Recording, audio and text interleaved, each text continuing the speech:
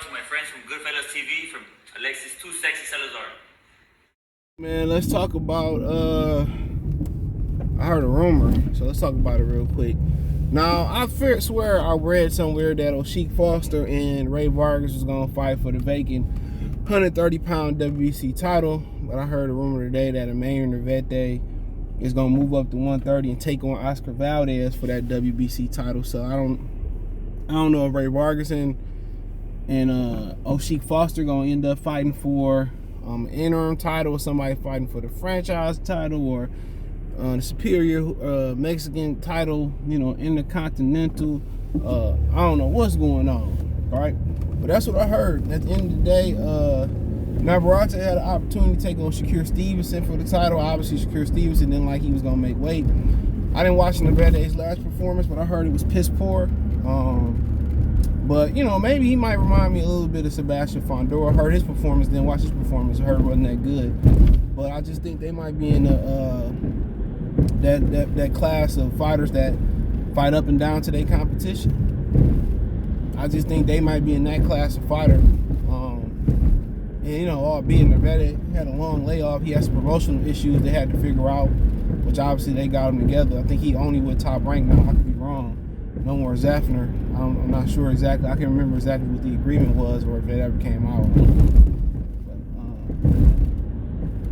But yeah, I mean, it's a good fight. Both a good fight. Hopefully they're not going to play Shakur Foster out of the title. But, Navarrete had moved up. He would have been fighting. I don't think he was going to Jersey to fight Shakur Stevenson either. 9 times out of 10, they'd have brought Shakur Stevenson back out to the West Coast. So, if he would have missed weight, I mean, maybe he wouldn't have missed weight if it was Navarrete. Been a bigger fight, more eyes, more people would have cared if he missed weight, more slander going around. But obviously, that fight ain't gonna happen right now. I mean, even though 135 is about to clear out, Haney not gonna be up there too much longer. Shouldn't be up there too much longer. Ryan Garcia already pretty much moved to 140. Even if the tank fight at 35, he pretty much really ready to grow out at 135 and make 140. Tank already fought at 140. He'd probably be the only mainstay there. Tank and Lomachenko is probably the only mainstays that's going to be left. You have Williams Zepeda, Joseph Diaz, guys like Yvan Mendy. You have some solid guys there, but as far as the, that cream that be on top of the latte and all that shit, Haney, Ryan, you know what I'm saying? They more likely they're probably gonna be out of there. They're probably more likely gonna kind of be going out of there pretty soon. And Tank's so small, unless he grew out the weight class, he gonna be in there. He gonna be over there. He probably gonna be around. Lomachenko might not be around for longer. So yeah, the scene gonna change. So you could see Navarrete eventually go up there now. Valdez jumping back in there with that fight. Obviously, he's seen, remember they was negotiating, he was negotiating, I believe, with Navarrete and Shakur Stevenson. He was trying to get out the Shakur Stevenson fight, but the money for Navarrete wasn't what he thought it was going to be. So, both was risk, so he took Shakur Stevenson fight. And like I said before, coming off a loss, this ain't no easy fight. Coming off no L. This ain't no easy fight. And probably part of taking this fight was probably the most lucrative fight out there. In addition to that, Navarrete just had a bad performance. Now, if Navarrete looked like fucking Mario after he get that star and start shining and stuff, maybe he don't take that risk.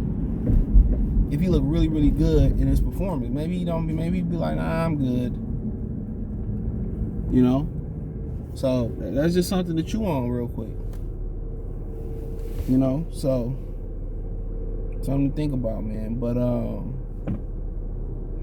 yeah, it's a good matchup. I just hope Shakur Foster don't get played. And obviously, when I was hearing, I don't know if it's just rumors, but I read that Ray Vargas is gonna move up and take on Shakur Foster. I mean, what happened to the Leo Santa Cruz fight then? Because Leo Santa Cruz got an exception to fight Ray Vargas.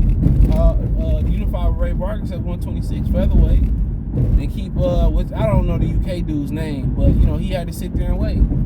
Then the UK dude ended up pulling out of the fight. I think it was with the Mauricio Lara guy. So he ended up pulling out of the fight with him. lot of people suspected foul play. Now it might be starting to make some sense. Because Vargas is moving up to go after the WBC. That means he next in line. So why take a risk with Lara and mess up a payday with Santa Cruz? Lara a far more riskier fighter than Santa Cruz. Because he don't bring the money, he don't bring the notoriety, and he can punch. Santa Cruz can't punch, and he bring the money and notoriety. He just got knocked out not too long ago. So, I mean, obviously well played by whoever the UK dude name was. Well played by them. I ain't mad at it. Lara getting a real raw deal out here in boxing, though. But shit, you know, harder road make for a greater story. You know, so. Yeah, it's unfortunate, dude, that he keep jerking around, but I want to see how this shit gonna clear up. You know, maybe Ray Vargas staying at 126 and unifying. Because rumor was that fight, Vargas and Santa Cruz was supposed to be on the Spencer Crawford undercard. That was a rumor. But with Al Heyman not having no dates, he probably just told Ray Vargas, go get in where you fit in. You know, I'm surprised nobody of note picked up Regis and Jose Zepeda. You know, so an upstart picked them up.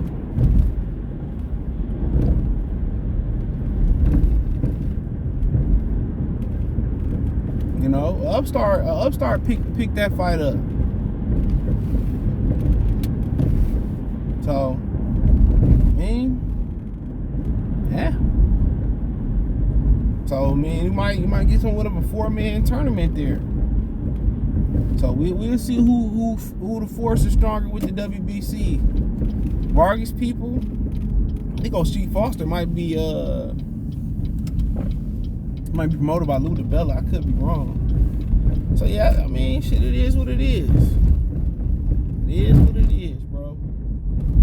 You know, I know it's messed up. It's real messed up. But that's why a lot of people don't let their kids do boxing. You know, politics can mess your whole career up, bro. Saying the wrong thing, not being from the right place, not having the right look, not having the right grammar, not signing with the right person. You taking all that punishment and all that damage. At the end of the day, you know, you alone. And just like in Hollywood, they got a formula to keep the actors broke. In boxing, they got the same formula to keep the boxers broke. So the risk don't even outweigh the reward. It ain't like you get an education along the way. You know, it ain't like you get an education along the way. You know? At least in football, you go take a chance in football. At least if you know you hurt your knee or it don't work out, at least you get an education to fall back onto. That's not the case with boxing. So, you know, it's too much that go into it, and I don't really mind people not putting their kids in it outside of self-defense and learning the martial art. You can't. Too much risk, not enough reward. And ain't no boxers getting no NIL deals, no way. Come on, what boxers getting the NIL deal?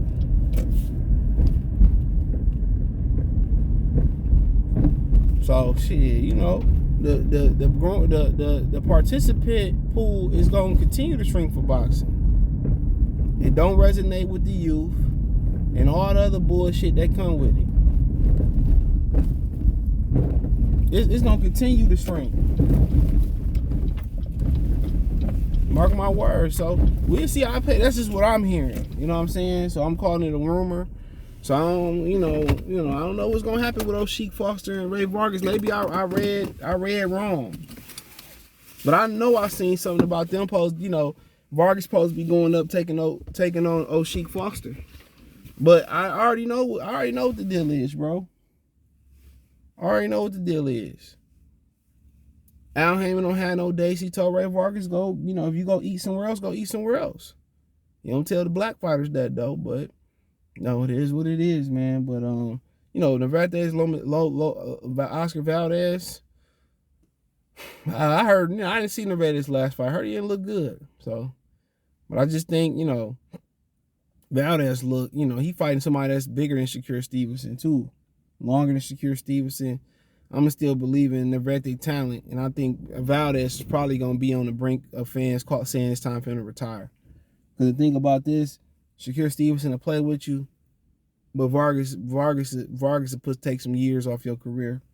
I mean, Vasquez to take some. I mean, Navarrete take some years off your career, and I want to see O'Shea Foster get in there and get his opportunity too. So, you know, Ray Vargas, he like the boringest fighter in boxing, but with my Axel, he kind of opened up a lot. But I remember he used to be on HBO, man. He used to be terrible. You know what I'm saying? But, you know, Navarrete, but Vargas opened up a bit with my Axel. He tall, long. So if they do something with a 4-man tournament, I'm all in for that. That's for the betterment of boxing. But that's just what I'm hearing. So we'll see how it play out. Maybe somebody was promised something that wasn't supposed to be promised. You know, maybe it's down the line. Maybe it's 2 interim box for a mandatory. Who knows? But hey, let me know what you girls and guys think. Thumbs up the video, share the video, subscribe to the channel. That subscribe button is the bell icon button. Hit all notifications, increase your chance of notifications. We go live and drop video. Financially, want to support the channel. Cash App, $ CJ Good 313, Venmo, CJ Good 313, PayPal link in the description. Hit the link tree, find me on Twitch, Twitter, Instagram, Spotify, Anchor, Cash App, Venmo, PayPal, Apple Podcasts, Google Podcasts, the whole 9. Hit the link tree, find me on Twitch, Twitter, Instagram, Spotify, Anchor, Cash App, Venmo. Link tree, the first link in the description. Peace.